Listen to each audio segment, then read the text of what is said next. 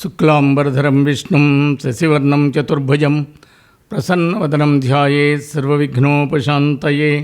గురుబ్రహ్మ గురుర్విష్ణు గురుర్దేవో మహేశ్వరః గురుః సాక్షాత్ పరబ్రహ్మ తస్మై శ్రీగురవే నమః. వ్యాసం వసిష్ఠనప్తారం శక్తేః పౌత్రమకల్మషం పరాశరాత్మజం వందే సుఖతాతం తపోనిధిం. నారాయణం నమస్కృత్య నరం చైవ నరోత్తమం దేవీం సరస్వతీం వ్యాసం తతో జయముదీరయేత్. వసుదేవసుతం దేవం కంసచాణూరమర్దనం దేవకీ పరమానందం కృష్ణం వందే జగద్గురుం. శ్రీ భాగవత కథాసుధలు 46వ భాగానికి స్వాగతం సుస్వాగతం. క్రిందటి భాగంలో భరతుడు ఒక జింకపిల్ల మీద ప్రేమతో అంత్యకాలమునందు ఆ జింకపిల్లనే స్మరిస్తూ ప్రాణాలు వదలడం వలన తరువాత జన్మలో ఒక జింకపిల్ల అయి పుట్టాడు. యం వాపి స్మరన్ భావం త్యంతే కళేబరం తం తమేవేతి కౌంతేయ సదా తద్భావ భావిత అని శ్రీకృష్ణుడు భగవద్గీతలో చెప్తున్నాడు. దేహాన్ని వదిలే వేళ మానవుడు ఏ భావాన్ని స్మరిస్తాడో అదే భావం అతడు నిశ్చయంగా పొందుతాడు అని భావం. భగవతర్చన మరచినవాడు హరిణపోతంపై మమకారం పెంచుకున్నాడు. హరిణాన్ని చూస్తూ మరణించాడు గనక హరిణ జన్మ ఎత్తడం సహజం.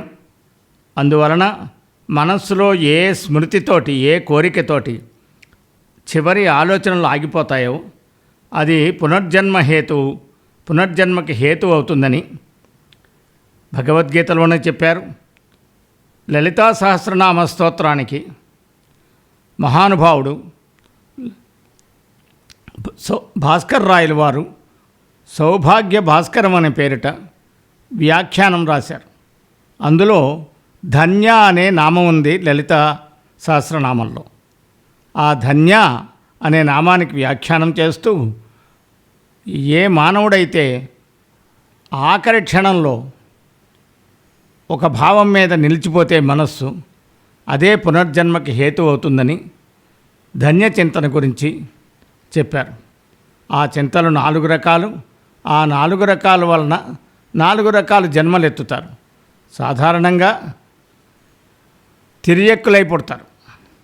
కొంతమంది ఆస్తుల మీద పిల్లల మీద మమకారం అలాగా ఉంచుకొని ఆఖరి క్షణంలో అవే స్మరించుకుంటుంటే తరువాతి జన్మలో తిరియక్ అంటే వెన్నుపాము అడ్డంగా ఉన్నటువంటి జంతువు అయి పుడతారు.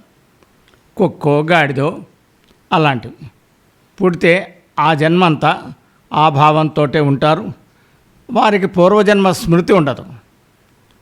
అందువలన కోట్ల జన్మలు మళ్ళీ ఎత్తవలసి వస్తుంది తిరిగి మానవ జన్మను పొందడానికి. మానవ జన్మ అన్ని జన్మలలో కల్లా సర్వోత్కృష్టమైనది. కానీ ఇక్కడ జరిగింది, భరతుడు గొప్ప భాగవతోత్తముడు. అతను చేసింది ఈ చిన్న మమకారం వలన ఆ మార్గం నుంచి భ్రష్టుడయ్యాడు. భక్తి మార్గం నుంచి, సాధన మార్గం నుంచి కేవలం జింకపిల్ల మీద మమకారం పెట్టుకుని ఆ భక్తి సాధన అనే వదిలేశాడు, యోగ మార్గం వదిలేశాడు. అందువలన ఆయన జింకపిల్లగా జన్మించాడు. కానీ భగవంతుని యొక్క కృప వలన అతనికి పూర్వజన్మ స్మృతి మాత్రం ఉన్నది. అది గొప్ప విశేషం. ఆ స్మృతితోటి ఆ భరతుడు చాలా బాధపడుతున్నాడు. ఎలా బాధపడుతున్నాడంటే రాజులు ప్రస్తుతింప సురరాజ సమానుడనై తనూజులన్ రాజులం చేసి తాపసులు రాజ ఋషీంద్రుడటంచు పల్కగా తేజమునొంది ఆ హరిణదేహమునందలి ప్రీతి చేసి నా యోజ సెడంగనే చెడితి యోగి జనంబులలో నబేలనై.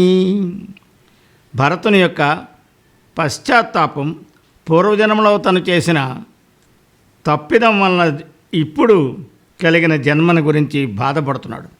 పశ్చాత్తాపం వలన సగం పాపం పోతుంది. భక్తి యోగ సాధనలో ఏర్పడే మమకార వాంఛలను తొలగించుకోపోవడం అవసరమని బోధ. కనుకనే దృఢవ్రత అని గీతలో చెప్తున్నారు.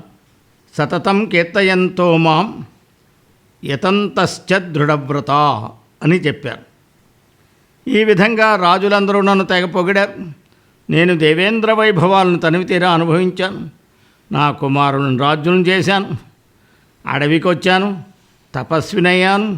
తాపసులందరూ నన్ను గొప్ప రాజర్షి అని ప్రశంసించారు, గౌరవించారు. చివరకు నా ప్రారబ్ధం వలన ఒక జింక పిల్ల మీద మోహం పెంచుకొని నా గత వైభవం అంతా పోగొట్టుకుని సాటి యోగులలో ఎందుకు కొరగాని వాడినైపోయానని బాధపడుతున్నాడు.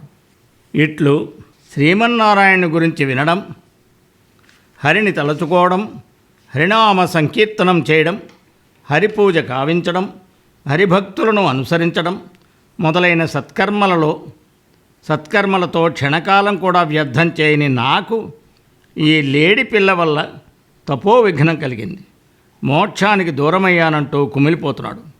తర్వాత తన జన్మకు కారణమైన తల్లి జింకను వదిలి కాలాంజన పర్వతాన్ని విడిచిపెట్టి దట్టమైన సాలవృక్షాలచే నిండిన సాలగ్రామ సమీపంలో ఉన్న పులహాశ్రమాన్ని చేరుకున్నాడు.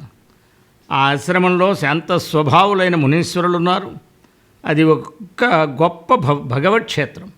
అక్కడి వచ్చి తనకు ప్రాప్తించిన హరిణదేహాన్ని వదిలిపెట్టడానికి తగిన సమయం కోసం ఎదురు చూస్తున్నాడు. ఎవరితో సంబంధం లేకుండా ఒంటరిగా ఉండి ఎండాకులు, గడ్డి పరకలు, తీగదొబ్బలు తింటూ తన జింక జన్మకు కారణమైన ఆ గండకీ నదీ తీర్థంలోనే బ్రతుకు ముగించాలని కోరుతూ కాలం గడిపాడు. చివరకు ఆ పుణ్యనదిలో స్నానం చేస్తూనే తన హరిణ శరీరం వదిలిపెట్టాడు అని సుఖయోగేంద్రుడు పరీక్షిత్తుకు చెప్పారు. ఆ తరువాత వృత్తాంతం కూడా వినిపిస్తున్నారు. ఓ మహారాజా, అంటే ఓ పరీక్షణ్ మహారాజా, భరతుడు లేడి దేహాన్ని వదిలిపెట్టి తర్వాత జన్మలో అంగీరస గోత్రుడైన ఒక బ్రాహ్మణునికి కుమారుడుగా పుట్టాడు. ఆ బ్రాహ్మణుడు ఎంతో పవిత్రుడు, సద్వంశ సంభవుడు, శమదమాది గుణసంపన్నుడు, తపోనిరతుడు, వేదాధ్యయనం చేసినవాడు, సుగుణ గరిష్ఠుడు, నీతి కోవిదుడు. అటువంటి బ్రాహ్మణునికి భరతుడు పుత్రుడుగా పుట్టాడు. పుట్టింది మొదలు సంసార బంధాలకు దూరంగా ఉంటున్నాడు. కర్మబంధాలను తెంపివేసేవాడు. సర్వేశ్వరుడు, అచ్యుతుడు, జననం లేనివాడు అయిన విష్ణుమూర్తి పాదాలను నిరంతరం ధ్యానిస్తూ ఆయన కథలను ఆలకిస్తూ మళ్ళీ ఎటువంటి ఆటంకం రాకుండా ఆయనను సంస్తుతిస్తూ యశోభరితుడైన భరతుడు కాలం గడుపుతున్నాడు. భరతుడు క్షత్రియ కులంలో జన్మించాడు. కానీ ఆధ్యాత్మిక కర్మలను నిర్లక్ష్యం చేశాడు. జింక జన్మెత్తాడు. అయినా గత జన్మ శృతి అతన్ని స్మృతి ఉన్నది కదా, అది దాన్ని రక్షించింది. శుచీనాం శ్రీమతాం గేహే యోగభ్రష్టోభిజాయితే. యోగభ్రష్టుడు పవిత్రులైన శ్రీమంతుల గృహంలో పుడతాడన్నట్టుగా అతడు సద్వంశమైనటువంటి ఆంగిరస గోత్రుడి యొక్క వంశంలో జన్మించాడు. ఆ బ్రాహ్మణునికి 2 భార్యలు. పెద్ద భార్యకు 9 మంది కొడుకులు. చిన్న భార్యకు కుమార్తె, ఒక కుమారుడు. ఆ చిన్న భార్య యొక్క కుమారుడే పూర్వజన్మలో ఉన్న భరతుడు. పరమ భాగవతుడు, రాజర్షి పుంగవుడైన భరతుడు తన హరిణ శరీరాన్ని పరిత్యజించి ఈ జన్మలో ఆ ఇంట జన్మించాడు. ఇతరులతోటి సాంగత్యం జన్మ పరంపరలకు కారణమవుతుందని భయపడిన భరతునికి శ్రీహరి అనుగ్రహం వలన పూర్వజన్మ జ్ఞానం అంతా కలిగింది. అందువల్ల అతడు కర్మబంధ విముక్తి కోసం ఉన్మత్తుడుగా, జడునిగా, ఆంధునిగా, చెవిటివానిగా లోకులు కనిపిస్తూ జీవితం గడుపుతున్నాడు. భరతుని తండ్రి మాత్రం ఆ చిన్న కుమారుణ్ణి ఎంతో గారాభంగా మెచ్చాడు. పుట్టు వెంట్రుకలు మొదలైనటువంటి సంస్కారాలు చేయించాడు.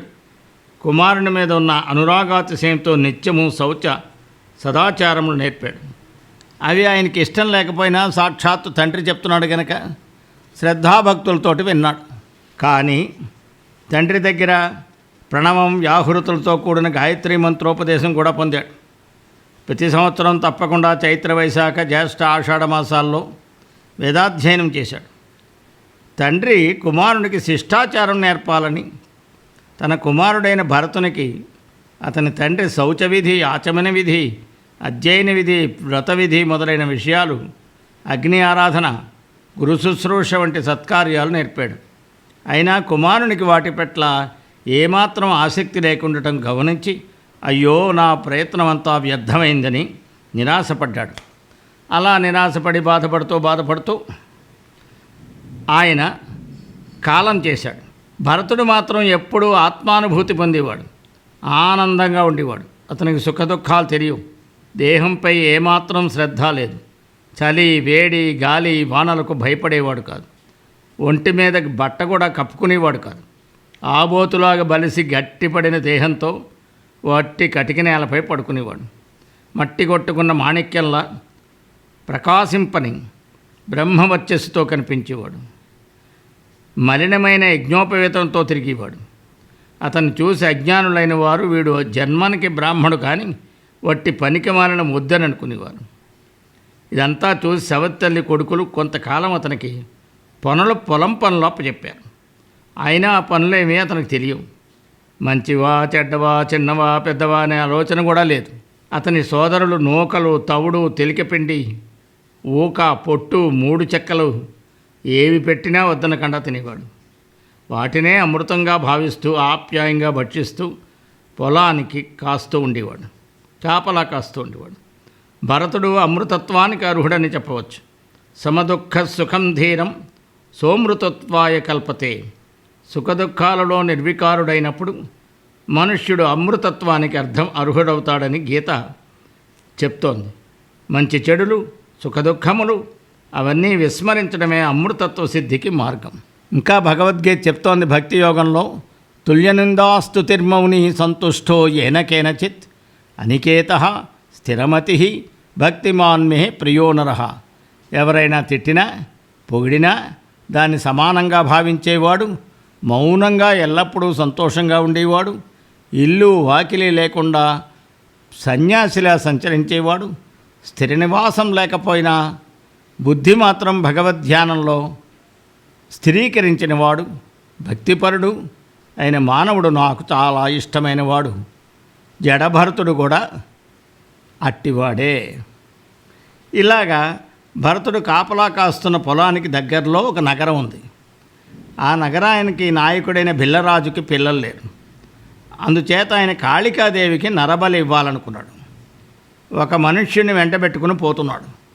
మార్గమధ్యంలో బలి పశువు తప్పించుకుని పారిపోయాడు. సేవకులు వాని కోసం గాలించారు. ఆ రాత్రి ఎంత వెతికినా కనపడలేదు. కావలి కాస్తున్న బ్రాహ్మణ కుమారుడు భరతుడు భటులకు కనిపించాడు. అబ్బా, మంచి పశువు దొరికాడని చెప్పి భటులు ఆ బ్రాహ్మణ యోగిని పట్టుకున్నారు. ఆ సేవకులు ఆ బ్రాహ్మణ శ్రేష్ఠుని వెంటనే కాళికాలయానికి తీసుకొని పోయారు. బాగా తలంటి పోశారు, కొత్త బట్టలు వేశారు, బాగా మృష్టాన్నం పెట్టారు, భోజనం పెట్టారు, అక్షతలు చల్లారు, అమ్మవారికి ధూపం వేశారు, దీపం వెలిగించారు, పుష్పమాలలు, పేలాలు, చివుళ్ళు, పండ్లు, ఉపహారాలు సమర్పించారు, డప్పులు, డోళ్ళు, తప్పెట్లు మ్రోగించారు. బలి పశువుని తీసుకెళ్లి కాళికాదేవికి ఎదురుగుండా కూర్చోబెట్టారు. ఆ భిల్లుల యొక్క రాజు నరబలితో వేడి రక్తంతో అమ్మవారిని సంతోషపెట్టాలనుకున్నాడు. కాళికామంత్రంతో అభిమంత్రించి భయంకరమైన కత్తి పట్టుకుని తన కోరిక నెరవేర్చడం కోసం భరతుడిని నరికి బలివ్వడానికి సిద్ధమయ్యాడు. అప్పుడు భరతుడు ఏమాత్రం తొణకలేదు, బెదరలేదు. అతనా పరబ్రహ్మస్వరూపుడు, సర్వజీవరాశులకు మిత్రుడు, ఎవరి పట్ల కూడా వైరభావం లేదు. అటువంటి బ్రాహ్మణోత్తముడైన భరతుని తేజస్సు చూసింది కాళికాదేవి. ఓహో, ఇతను చాలా గొప్ప భక్తుడు, విష్ణుమూర్తి యొక్క భక్తుడు అని పాపాత్ములు, దౌష్ట్యానికి తలపడిన వాళ్ళు, రజోగుణ తమోగుణ ప్రేరణలతో బ్రాహ్మణ హింసకు పూనుకున్నవారు అయిన ఆ బోయరాజు మీద, అతని పరిచారకుల మీద విజృంభించింది ఆ అమ్మవారు. వారి శిరస్సులు నేలకొల్చింది. బిల్లరాజు శిరస్సు మీద పట్టుకుని ఆడుతూ పాడుతూ తాండవం చేసింది. విప్రునిలో అంతర్యామిగా ఉన్న విష్ణువు ఉంటాడు కనుక లోకంలో ఎవరైనా సరే ఆ బ్రాహ్మణులకు అపకారం తలపెడితే వారు తప్పక చెడిపోతారని శాస్త్రాలు చెప్తున్నాయి. జడభరతుడు ఏమాత్రం భయపడలేదు. తన చంపడానికి వచ్చిన వారి చేతుల్లో తళ మెరిసే కత్తులను, మహాభీకరమైన కాళికను విష్ణు స్వరూపులుగా భావించి గుండెలో అచ్యుతుడైన విష్ణువుని పదిలిపరిచి ఎటువంటి అనుమానం లేకుండా నిశ్చింతగా ఉండిపోయాడు. ఆ విప్రవరుడు ఆ చండికాగృహం నుంచి వెలువడి మెల్లిగా తను ఏ పొలం దగ్గర కాపలా కాస్తున్నాడో ఆ పొలంలోకి వెళ్ళి ఆ పొలం పనుల మీద, కాపలా పనుల మీద ఆయన కాపలా కాస్తూ కాలం గడుపుతున్నాడు. తరువాత భాగంలో మరికొన్ని విషయాలు చెప్పుకుందాం. సర్వం శ్రీకృష్ణార్పణమస్తు. స్వస్తి.